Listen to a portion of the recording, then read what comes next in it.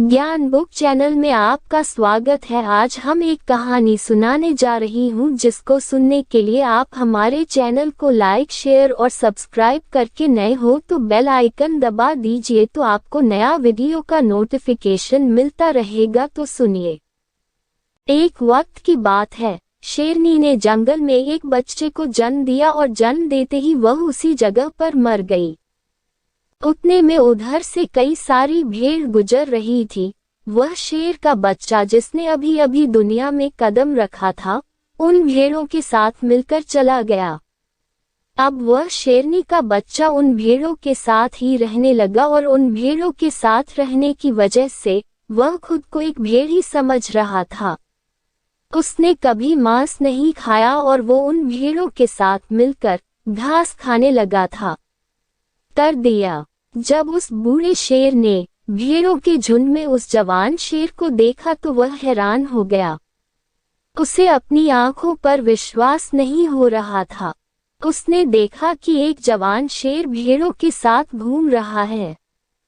उसने पहले कभी ऐसा नहीं देखा था।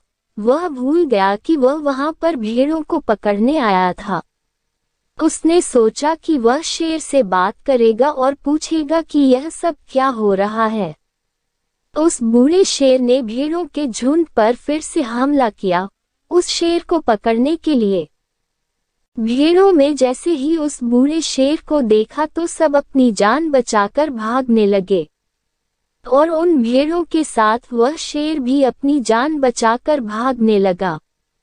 कुछ देर के बाद उस बूढ़े शेर ने उस जवान शेर को पकड़ लिया। बूढ़े शेर ने उस जवान शेर को पकड़कर यह कहा, अरे बेवकूफ, तू मुझे देखकर भाग क्यों रहा है? जवान शेर ने रोते हुए कहा, प्लीज मुझे छोड़ दो, मैं एक साधारण सा भेड़ हूँ, मुझे जाने दो। वो उस बूढ़े शेर को देखकर एक भेड़ की तरह कांप रहा था। बूढ़ा शेर ये सुनकर हैरान हो गया और वह समझ गया कि यहाँ पर क्या हो रहा था। बूढ़ा शेर उस जवान शेर को एक नदी के पास लेकर गया। यंग शेर वहां से भागने की कोशिश कर रहा था, लेकिन बूढ़े शेर ने उसको नदी की तरफ धकेलते हुए कहा कि अपने आप को इस पानी में देख।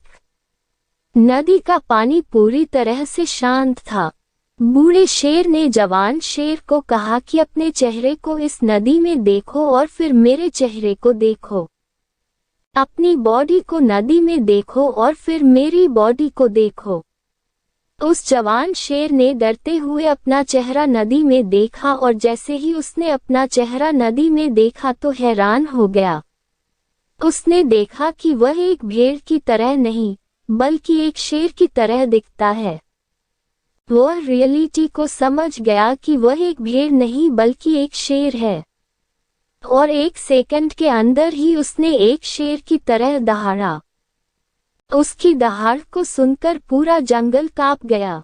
उसने अपने आप को पहचान लिया, अपनी पावर्स को पहचान लिया और तभी उसने अपने आप में एक ऐसी एनर्जी महसूस की जो उसने आज से पहले कभी नहीं की थी। फिर उसने सोचा कि एक भेड़ की तरह जीना रियलिटी नहीं थी, वह सिर्फ एक मेंटली कॉन्सेप्ट था। पर अब वो रियलिटी को जान चुका था।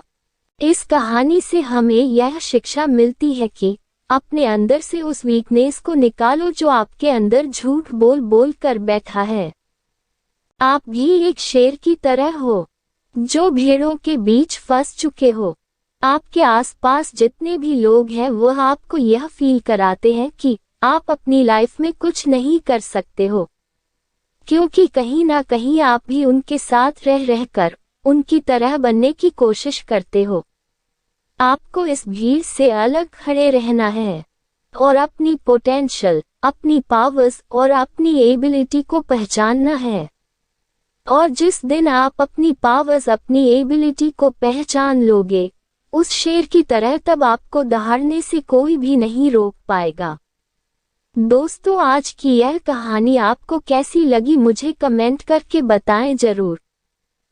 आपका धन्यवाद।